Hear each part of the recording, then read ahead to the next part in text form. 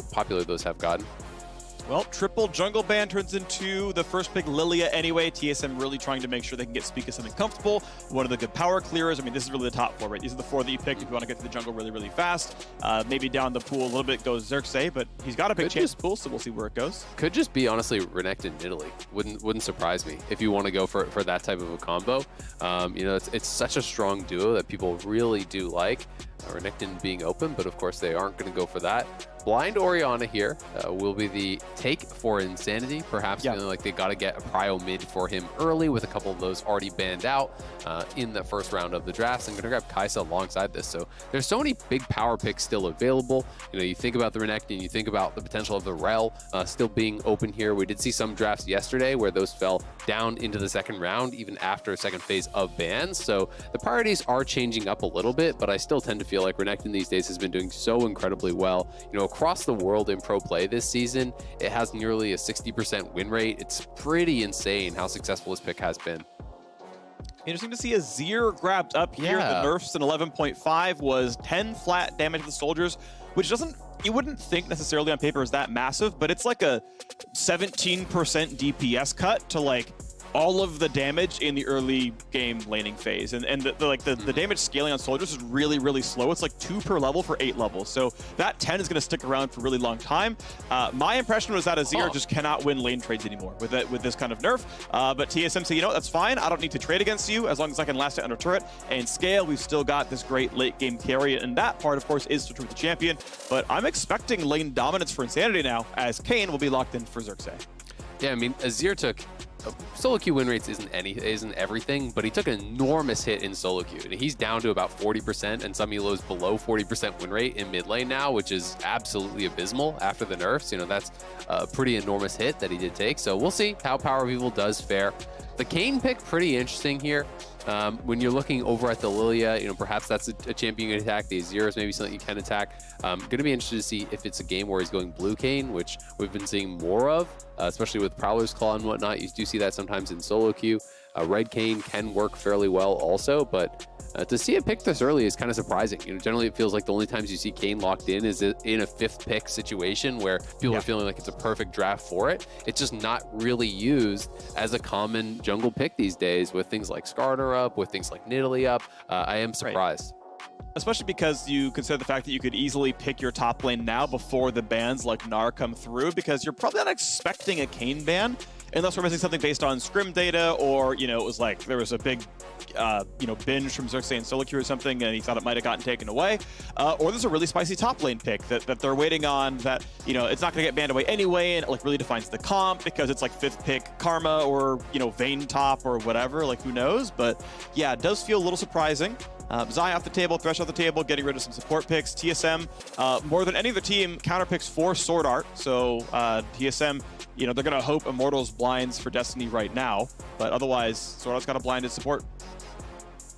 Yeah, we'll see where exactly they do want to take us. You know, Kaisa can pair with a lot of different champions, so they're not exactly pinched right there. Alistar is still up, feels like a pretty common combo to be putting it with. Alistar in general is just very high priority.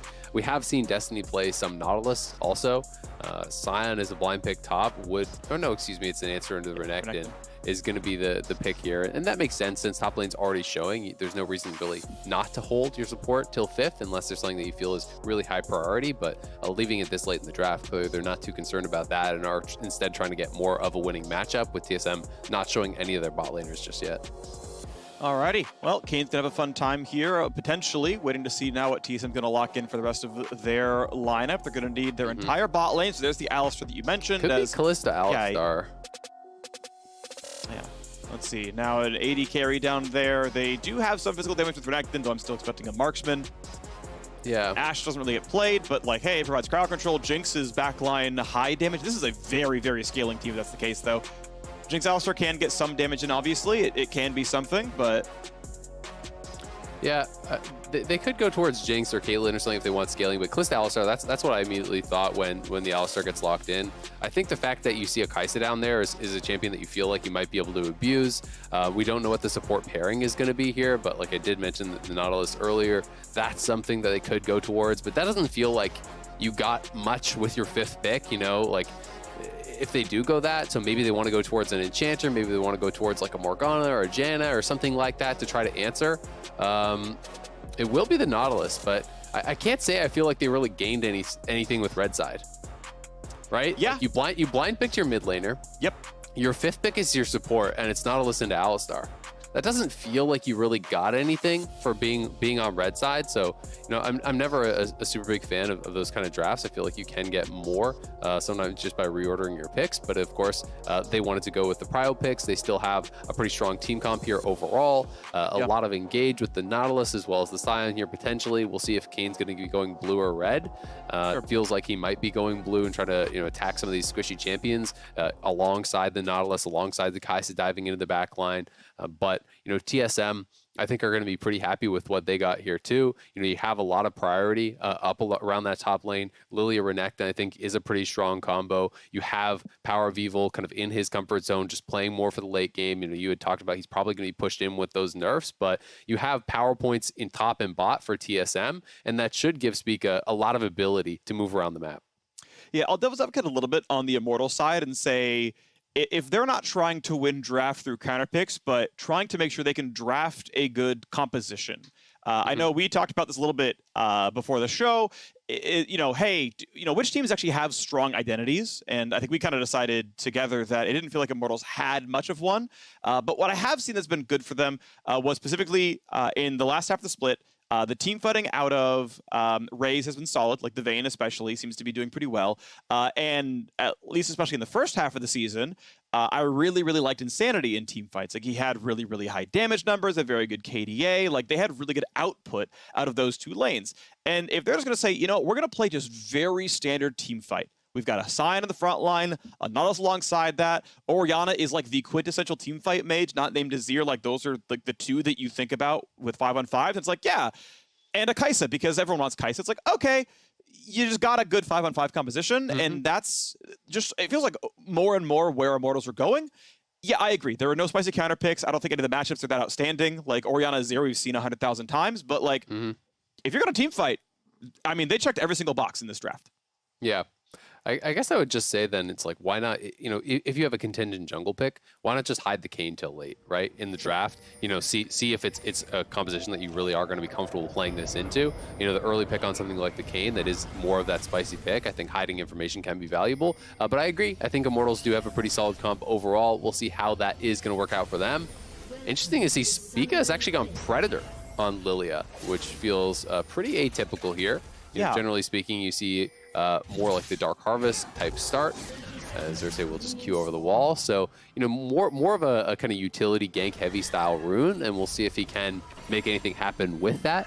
It feels like maybe not the easiest champion to make Predator ganks work on because you don't have any hard CC, but potentially there's something going on there where maybe you just go for a lane gank with Predator, utilizing the setup of the Alistar or the Renekton, just be able to close the gap and follow up on that. So we'll have to track and see what he can get done with that. Yeah, Predator, I do believe, still adds some damage on hit. Yep, so it does. It's mini electrocute, which I'm not saying you're going to run electrocute anyway, but yeah, you get into the lane, you get to go do a thing. We'll see how it goes. Ward's going to die. Oh no, the attack speed's not high enough. All right. Well, TSM get to keep their ward. Kayn, 99% of the time, starts on Raptors. They're just trying to guarantee it, basically. And see if he does any kind of weird shenanigans, like do you run to blue right away, or are you doing a full clear red? So we'll see which one happens there. Right now, we have both. And I like, by the way, Sion is going to spend a little time. That extra big Sion smash is going to help Kayn get that jungle cleared even faster. You do save some time there, so a bit of help from Revenge, and off he goes. Yep, exactly. I mean, the fact that you're getting the Raptors queued, plus the initial queue from Kayn, pretty much insta-kills it, right? He's already on his red. Very, very quick clear there. Of course, Lillia, also no slouch, going to be clearing through that really fast. And we'll see who does get the push here. On this early wave, it does look like it's going to be PowerOfEvil. Has the Comet in this range matchup, which should give him a little bit of an edge. And we've been seeing, more and more of a mix-up. It's generally like Comet or Electrocute versus range, but we saw Hail of Blades, I believe, yesterday from, I want to say it was Soligo. We have still seen some lethal tempo. It's one of the champions that feels like you do get the widest variety of runes on. Of course, they kind of fit in a couple buckets, but still pretty interesting. Ooh, nice right there. Level 2 Spike comes in. They get the root on both players, and SwordArt the granted as well. I mean, really good by Esty to walk up and get that anchor. TSM, this is still basic laning. How are you in range of a Nautilus? They're getting two. But hey, good trade by Immortals all the same. Yeah, that is something that always surprises me when a team is going to get two with a hard engaged champ like Nautilus, and you're not just backing it up early enough to avoid that. You know, it's very easy to count the minions, and as a result, they lose so much health there. So it actually costs SwordArt both his potions. May not end up being much of a big deal, but you know, if they do get whittled down, have to take a bad base, can be pretty impactful. All right, so game state we're in right now, though, is a 4CS lead to PowerOfEvil in mid. That said, there's a bigger wave to kill, so Insanity probably ties up the score. PoE, though, heavily winning in potions. The last corrupting potion attack just burned now for Insanity. PoE trading aggressively with his mana pool. You know, a lot of spamming going on there, but still has both potions, so very good laning by PoE. Again, I really thought that the Azir changes were going to really ruin his laning. Certainly his priority in pro has dropped a lot as a result of the changes, but PoE so far making the worst part of this patch is Azir doing just fine. Engage comes in for SwordArt, and that is big damage on a Raes. Stunned, ignited, nearly dead. Gets away, tries to use heal as late as possible. Now lost, has to heal and run away, but Xerxe is here. Flash Q because he predicted the flash away. Beautiful by Xerxe to grab first blood. Nicely done. TSM trying to go for the all-in there, but they end up getting taken down. I wonder if Lost could have flashed in for the Ren, you know, flashed in and tried to aggressively kill off Raes. Immediately there. Of course, they did end up playing it more defensively and trying to just back it up, but it felt like they got Raes so low off the initial play that they maybe could have made something happen. Now, 3-man top, looking for the dive. Will they pull it off? The TV's coming in. Is out of mana, and the flash gets scooted to safety, only taking one more turret shot. Insanity can do only a single slow. That TP so late. They wish we would have maybe just taken down the mid lane wave. Ultimately, Huni gets to crash the wave, and TSM find a kill topside. Really nicely done there. And aggressive trading from Huni did help to set that up, had gotten some HP off Revenge, and it also looked like Silence W. The shield was on cooldown for the dive, which was also important. So TSM striking back on the other side of the map, but Kane going to be pretty happy about grabbing that early first blood. And has been out on the map to power farming. Nice pick here. Rooted, slowed, a lot of damage. Pull bars on a 2 is going to be nice, but can they get the rest of the chase down? With the auto attack stun available, they're not going to get that one, so disengaged, but hey, they dropped SwordArt 300 health, and yep, he just got out of base. He's got to go back, no potions. Yeah, and they do see him on that ward. He will be backing it up here, though. Let's watch this one more time. So, you know, the initial play gets raised so low. He still has the heal. The spears are in him. I think you could have flash rended there. There was like 3-4 spears. He was at what, 10%, maybe 15% HP. It looked like that was a flash E kill for the Kalista. So, you know, not committing to that play, ends up using the flash and the heal both in retreat, dies for it anyway. So I will call that a misplay, you know, from Lost in that case. I think that should have been a kill, and then at the very worst, it's just a trade. But you get first blood. Yeah, I think maybe they saw Kane and was like, we can't go for this one. If I flash, it's flash to go 1-for-1. If I run, maybe I live. Obviously, it was not enough, and the Kane got him regardless. But you're right. I mean, it clearly did not work out well. I will back you up overall. You know, despite the devil's advocate, I still agree. I think the flash kill is the highest expected value you could have gone for there. Crushing 6 minutes. Gold is equal between these teams. PowerOfEvil wants to make it better for TSM. Xerxe's got no way out. He's going to get a smite, but he's still going to go down. Spica gets kill number 2 for TSM. And really nice play there from PowerOfEvil. They knew there's no flash on the Kane from that earlier bot lane play, so going aggressive onto him, taking him down. He still hadn't gone back to base 6 minutes in, just now buying for the first time here. Spica was out on the map with his upgraded boots, grabbing the early Predator there, of course. You need the boots to be able to use your runes, so boots become a pretty important buy. Yeah, no Keystone, not ideal otherwise. So Revenge gonna maybe bleed this one turret plate, see if Huni, if he hasn't tagged it, he's out of range, but the minion's gonna die before it drops anyway, so we'll get the plate later on. Didn't greed for that one just yet, but he's gonna be rich. Grabbed Cole off of that first recall. Xerxe giving his location to SwordArt, tracking him around. Did you put any wards down? You did not. To be honest, SwordArt doesn't have an upgraded Sight Stone, and he's on Sweeper, so couldn't put wards on if he wanted to. Just walked around and said, all right, we're done here, whatever. I like that Destiny is kind of constantly moving up to this quadrant with Xerxe. You know, Kane wants to attack the enemy Raptors. Unfortunately, that will leash. But, you know, Destiny coming up here, looking for potential picks, trying to cover his jungler so he can steal away some of these camps from his opponent, I think is a nice little move. Trying to keep this Kane farming, trying to keep him relevant, because they've really lost control of the top side of the map. You know, Renekton gives you so much prio up here. They got that initial dive off on Revenge, so he's kind of just stuck, posted up under his turret, and TSM have gotten into that topside jungle, warded it up. Huni's farming in between towers, and that's a tough position now as the Kayn, because you really can't go up there very safely unless you have someone else around you.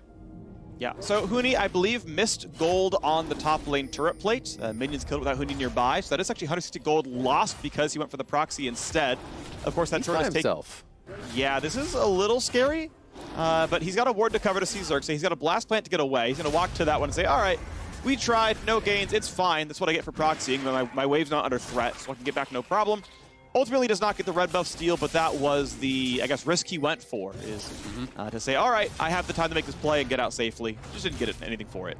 Yeah, and I guess because Lillia hasn't shown for a while, you know, maybe you're thinking, okay, maybe Immortals will give me the benefit of the doubt that the jungler is here doing this and they won't want to face check it. But, you know, they just kind of call over Orianna. They do check it out. They do secure the red buff. So, you know, not much loss there for Huni. He lost a little bit of health, but he got the honey fruit. There wasn't a wave that he was missing. So I like the try, given that there was the blast plant to escape behind him. And now Lost is level 6, so the Immortals bot lane will have to be careful about any potential engage with that Kalista ultimate. Though Alistar, of course, just hit 5. Right. It was pretty far away.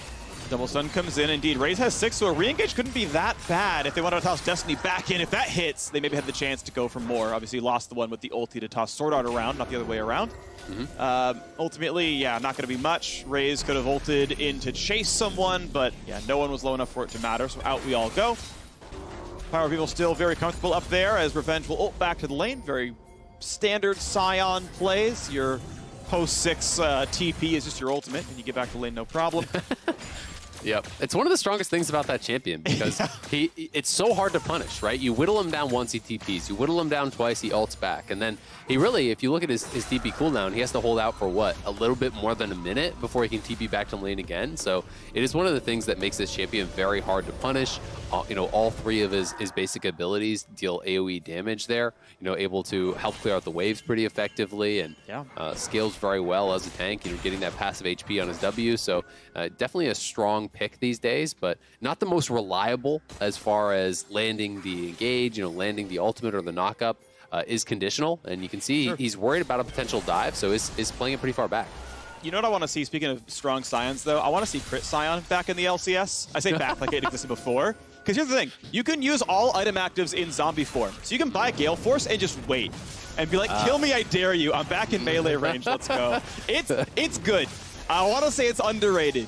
If Flowers is gonna, you know, fight for Skarner in every game, I'm gonna fight for crit Sion in one of these games. Not every game though, because that was just one game, you know. One would make me happy, just one. All right. Okay. Buy it and sell it. I don't care. You hit the undo button, whatever it is.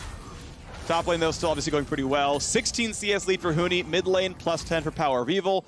Bot, I guess to their credit, still going well for Immortals, which is nice. But you can see TSM sitting on about a 1,000 gold lead. Most of the chickens got taken. 32 gold for Spica. Nice job bowling. That's a strike for me as far as I'm concerned.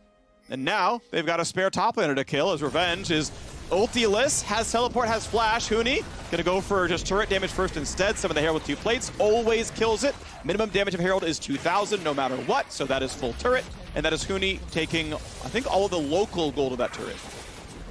Yeah, we'll see what they can do from here. Xerxe, with the lethality in this build, should be going blue Kane, so have to track how long it does take him to actually get the transform, but they're going in, TP coming bot too. All right, big combo in, the TP a little bit later on. Now Raes is a flash away from SwordArt. Flash follow, though, means Lost is right in there. Easy Ren kill, gonna grab it. How about the rest of that fight? Insanity again shows up to TP and get phase rush off, but nothing else. SwordArt could be killed with Shockwave. Damage on Insanity, gonna flash away because SwordArt now has ulti on, meaning he is not killable. Well played by SwordArt to hold on to the ult for when it was most important. Never could have been killed by Insanity. And then a second time, the mid laner of Immortals has not gotten anything done with his TP follow. Yeah, the TP was pretty delayed. You know, after PowerOfEvil came through, it's a couple seconds late there from Insanity, so he does arrive, and perhaps just assuming that SwordArt had used the ultimate in the initial melee, ends up costing him his flash also here, so another nice TP from PowerOfEvil. We talk about him for the most part as a guy who likes to stay in his lane, play pretty passively, but he is playing the Azir, and both of his teleports have been out of lane, right? You know, his first TP was towards top to get that dive. Now he just TP'd bot, got another kill for the team. So PowerOfEvil is having a great game, you know, winning 1v1 on this nerf champion in mid lane, and has been much more successful on the map. This is impressive by TSM. They're playing it pretty nicely. I think a lot of what's made TSM good the last several weeks have been SwordArt's very good roaming, but he's been stuffed the last few times. This time around, just some damage, whatever. But the last few SwordArt roams got really, really screwed, right? At level 1 and 2, they took a bunch of damage, had to make him chug his potions. At level 3, he walks mid, gets hooked, has to instantly recall back away. So SwordArt hasn't really been the progenitor of kills, but despite that, they've gotten other stuff done. It's, hey, look, we're back to Huni's lane. We got you a kill up there. We then got you the turret. Hey, we found a fight bottom because PUE was ready to go. Like, it's impressive to see TSM able to attack basically everywhere. Yeah, and to be able to do it on Azir, right? To be able to move around the map on Azir like that is not something that you expect. It's kind of the best of both worlds because you still have that inevitability of a powerful late game coming in here from PowerOfEvil. He's already got his mythic item completed. He didn't take a lot of pit stops for those laning items, but engage on Lost. Flash Q, they get the root as well. Lost does not have a way out. Sion for good measure. Choo-choo! Nah, he's under the turret. We're going to wait. So, there you go. Ult the bot lane, TV to top, hold the turret, just keep it alive.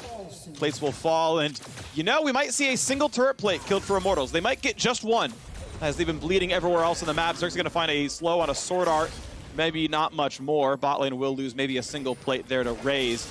As we can see, 2 plates taken in mid, all 5 top, of course. That was the Herald to be part of it. And Immortals, okay, they'll get number 2 down here as well. I'm a little bit surprised SwordArt didn't just block the hook as a follow-up from the ult. So to me, that's kind of making the call of you're just dead no matter what here, and not even really trying to peel it. And I'm not sure if that would have been correct or not, because to be fair, Sion was ulting in. You know, there were more members coming, so you know maybe all that would accomplish is getting both of you killed, given that they didn't have sums. But I was expecting to just see him block the hook and then use the Kalista ultimate to pull him out and retreat. And you know, it just seems like the kind of basic play that they would make there, but obviously having a different read on it that they wouldn't be able to get out. End of the day, it's ulti saved for TSM, just not their 80 carries, sadly. That's okay, he's back up in the map. Worth less than the ulti. Yeah, you know, so I've been in games. I've been that 80 carry, where I'm worth less than just a flash cooldown, so don't bother. But now Lost is in a lot of danger. We got some damage coming across. The ulti's coming in for Xerxe as well. That's big damage. Xerxe gets the kill. I'm excited. It is blue Kane, by the way. He's building lethality. He hasn't transformed yet, as far as I can tell. He looks way edgier normally as blue Kane, but he's building lethality. Yep. He is building lethality. Going to be pretty threatening for these backline champions, and we'll see, you know, when he can actually, you know, get that transform to come through.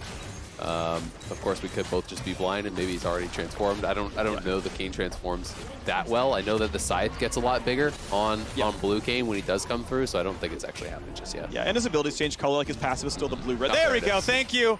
Actually, I should have just known that our observers are good, and they would always show that transform. So, like, until you see that, you just know it hasn't happened. Perfect. Because it's really easy to see. But what if you call that out and then they just intentionally grief you and never show? Yeah. Very, so cast game 2. Go on Reddit and just there'll be a Kane. Phreak never knew. And we'll just never get a show. They're like, wow, he's really pulling a speak in this game. He's never transformed the entire time. They just don't show Kane the whole game. Yeah. Like 6-1. All right, well, he's got his Prowler's Claw. He's got blue form. He's looking good. We'll see where he wants to attack first. The amount of burst you can actually put out with the increased damage taken from the Prowler's Claw into a WQ ult, that can be enough to just kill some of these squishy champions, especially Lost is getting pretty far behind you. All right, Sion's got to ult away. See ya. I love that he yells cowards a lot of the time because it's so self-referential, I think more than half the time. Ultimately, the bottom turret's going to drop down here. Haven't seen many Predator ganks for Spica. I mean, to be fair, he literally just did one, and it got a Sion ulti out, so I can't really complain. But end of the day, it is a turret going down. 3-0 on turrets, 3-3 on kills. Dragons traded 1-for-1 for the other team. That important with Dragons here. Late Herald, not very exciting either, but it is going to be at least an objective picked up by Immortals. Should mean a turret will die eventually. Bot lane probably dies to just the crash or nearly so. So, you know, reasonable to find an outer turret. Everyone always flames Sion for yelling cowards while running away, but you ever think about the fact that that was a 3v1? You know, maybe that's what he's talking about. It's not a fair fight, right? You know, to me, that makes sense. That's reasonable. Why are you ganging up on the Sion? Yeah, Huni, why can't you fight me 1v1? Yeah. Yeah, that is an archetype that gets underrepresented. Yeah, it's never a fair fight in League of Legends, you know? That's what you come to realize. All these cowards ganging up on him.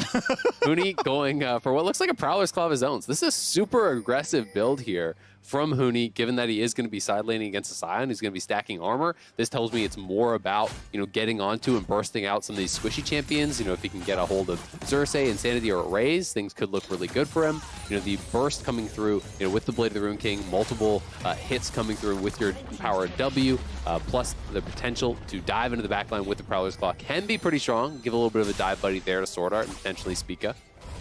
Absolutely. Well, top lane tier 2 has been raised as Huni knocked that one down after, not after Shock rather, but Demolish doing some extra work down there. It's 4 turrets to 0, and we'll see if anyone from Immortals will defend or the wave will just crash on the turret. Raes walks in a mid tier 2, and that is a wave lost.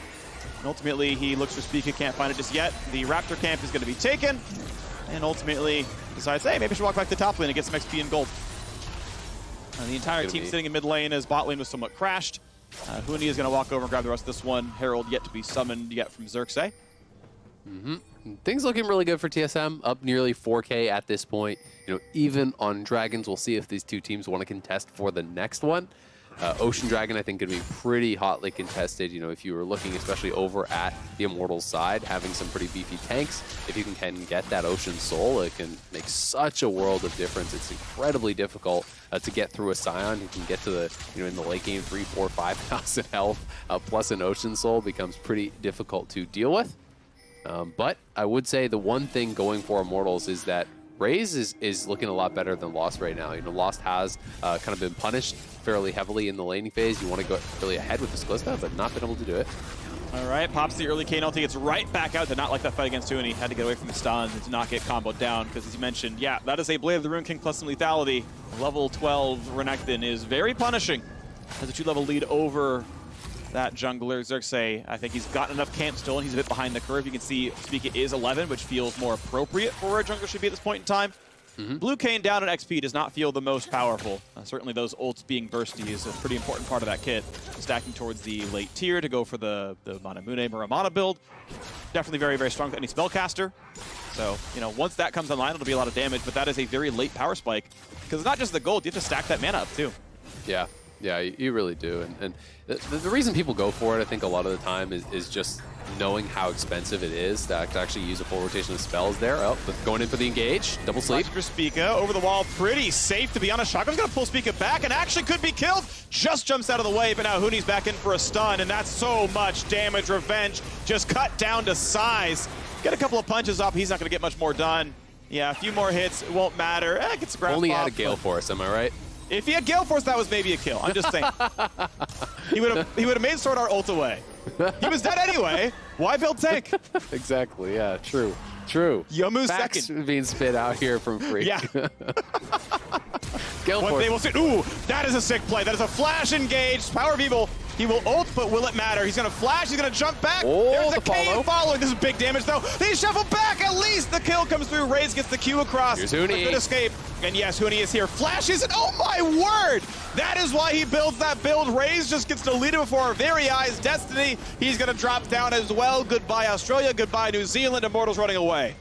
Yeah, and Sandy's got to get out of there. And should be the Dragon here, potentially. Looks like they're actually just going to go towards Baron. I mean, you've got Kalista. It's post 20 minutes. Jungler just died. They are going to go for it. We'll see how fast they can kill it, as Huni's going to be TPing back. But Azir is dead. I mean, you're going to have so many spears in this sucker before anyone from Immortals could get over. I think it should just be theirs uncontested, and that is huge for TSM as we see the initial play once again. Zhonya's coming up massive for PowerOfEvil, just barely not able to burst him down, and then the shield there expires, but still not enough on the XQ damage for Kane to finish him off. Raes goes in to get that kill, but it costs him his heal and his flash, and Huni was on the flank, coming from that right side of the map, gets on top of him, kills him off immediately. Just an overcommitment there onto PowerOfEvil. It took way too much to get the kill, and yes, Immortals will grab this Dragon, but 20-minute Baron for TSM is huge. They're so far ahead already. Yep, so start the timer. 2 minutes and 38 seconds left of the Red Bull Baron buff for TSM. A 7,000 gold lead. They are very, very likely to close this game out at this point. Obviously, the mid-game macro has been good. The gold lead keeps growing, and now with Baron buff on, they're going to knock down so many turrets. And Immortals, you've got 2 items on Kaisa, but yeah, it doesn't feel like they're going to have any of the spice to turn fights around. Xerxe still very far from his power spikes. Like, hits SwordArt for 200 damage over a wall, and that man's just not going to care on Alistar. Heals it back up as the minion wave gets cleared, and TSM can keep the siege going. It's going to be so difficult to deal with Huni, honestly, too. With the Prowler's Claw, if you misposition at all and he gets in on top of you with Slice and Dice, Prowler's Claw, the range that he has to actually attack a Kaisa is fairly significant. He can pretty much one-combo you, I feel like, with that build. He is so ridiculously fed with such an offensive build here. And Huni has the ability to just completely take over this game. Immortals, though, with decent wave clear, will be trying to hold on, and TSM is just pushing the 2 waves up right now. It's still quite early in the game, so maybe Immortals can just kind of hold on and try to defend their inhibitor towers. Well, certainly going to try. All right, now knocking down the mid as fast as possible. The turrets, though, still at about 2/3 in both places. A minute 20 still on the Baron buff as well, and Immortals just going back and forth, top, bottom. Or I should say top mid, but no one pushing the bottom lane right now. Now they're gonna. Yeah. Off goes Azir. Tier 2 is under fire pretty shortly and probably not even defensible.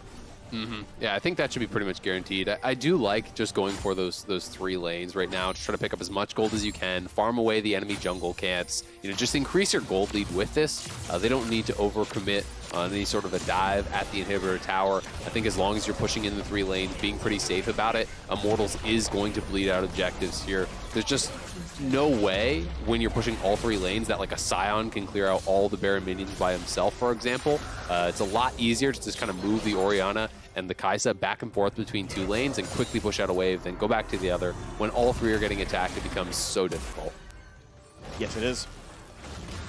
Back and forth they go, looking for waves. Huni, we know, can one-shot Raes, given the opportunity. 3-level lead plus the items is going to be real scary. Gale Force on Reflex maybe gets you out. And the Nautilus, you can see waiting behind the wall. Destiny, I mean, this is a good spot to be, right? You're behind the wall. He doesn't know you're there. If you go for the play, like you go for a flash, Prowler's Claw W, and it's like, well, Nautilus ult killed me, so never mind. That's, the possibility if Huni's too aggressive. Not what's going to happen here, but, in the multiverse, maybe it was a possibility. Dr. Strange saw it a few years ago. That was one of the ways where TSM might have lost this game.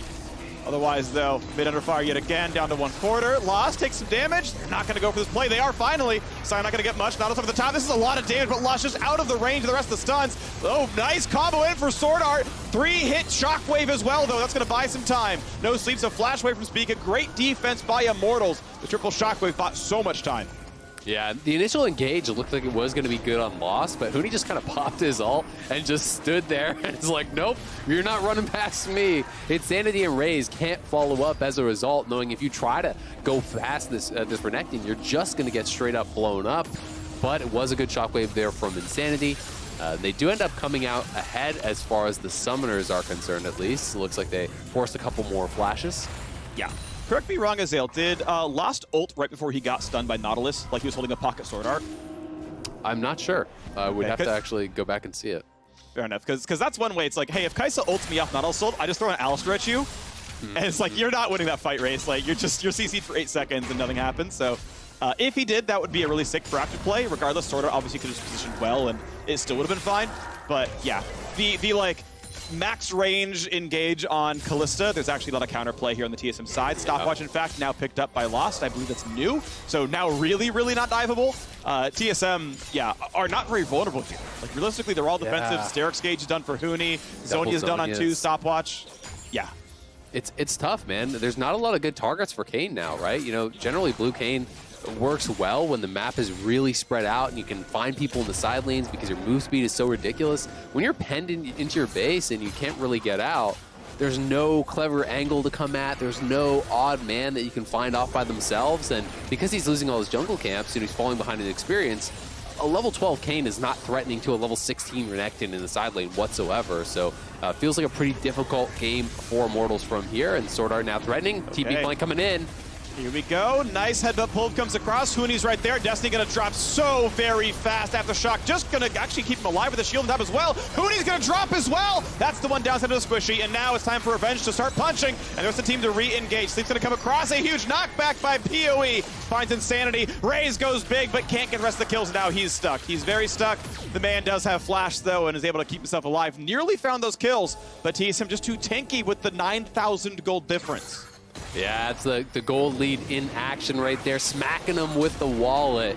Gonna be able to grab the Dragon off the back of that, go positive in the kills as well. As you said, Huni did go down and went down in a hurry as he was hit by a lot of the abilities early on in that fight from the Immortals members, but because of how strong PowerOfEvil is in particular, if you give that Azir free time, he's going to get a lot of work done. The initial TP comes in, but the targets really aren't that juicy for Huni. The Sion ultimate hits him immediately, then he gets Shockwave back in, and he had a flank onto the Nautilus and the Sion, right? He didn't have that incredible target right off the bat to try to burst out, so he gets taken down, but PowerOfEvil catching Insanity, who without that Shockwave that was used to kill off Huni, really can't defend himself against the Azir there, and TSM do come out on top in that fight and are 9,000 or so gold ahead at this point.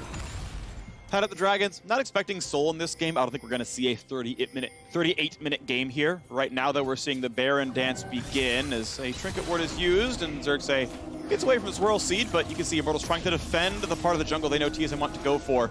And yet, despite that, TSM still able to walk in, knock down the wards. Blue Trinket made the reposition happen.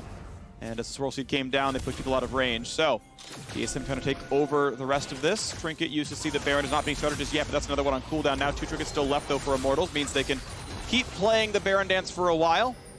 Dodging the Seed, but TSM can always walk back when they want. And Alistar actually starting to move around for a flank. You can see where he is in the top jungle. Will not find the play just yet. Still a decent set of defensive wards, but they're starting to go down. Control ward drops number 2. A couple of Trinket wards from that jungle could be killed as well. PoE's turret going to add some more space for TSM. Yep.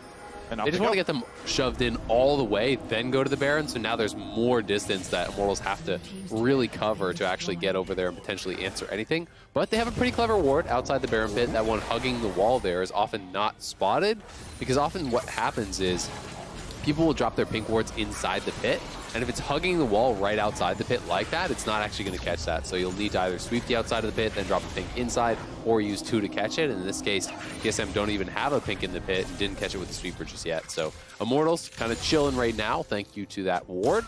We'll have a good idea if TSM ever starts it up. Crucial that TSM, they indeed replaced a controller that they had in the pit to help push things out, to rest control the jungle. Ultimately, though, couldn't get any more done with it. And as you mentioned, yeah, the ward's still up. That's a very nice one. Spot it. Yeah, I'm not sure if we can get a vision toggle to see how much it sees, because sometimes it's not a lot, but we'll at least see Lost walk over. Play comes in, and if it sees Lost autoing, which it might, they'll know what's going on. So they can see him walk towards the pit, but they don't know 100%. Now they will know a lot more. The TPs come in to make the contest happen. Now, Xerxe, of course, can easily get back over the wall. There's no way to keep a Kayn out of the pit realistically. And so TSM, they can try with Ren, but it's still a risk here.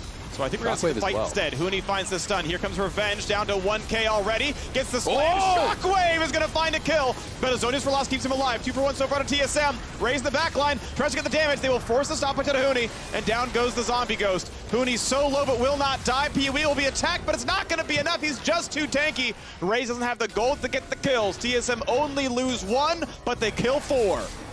And Lost is still alive here. He's back at the Raptors, healing back up, but they could push for a potential end here. It's just Destiny alive, and that should do it for TSM.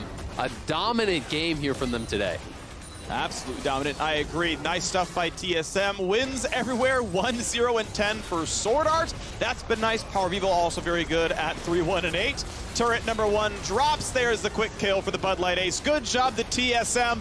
This will eliminate Immortals from playoff contention. We will have our top 6. EG are guaranteed to be in there. TSM still fighting for first with a dominant win over Immortals.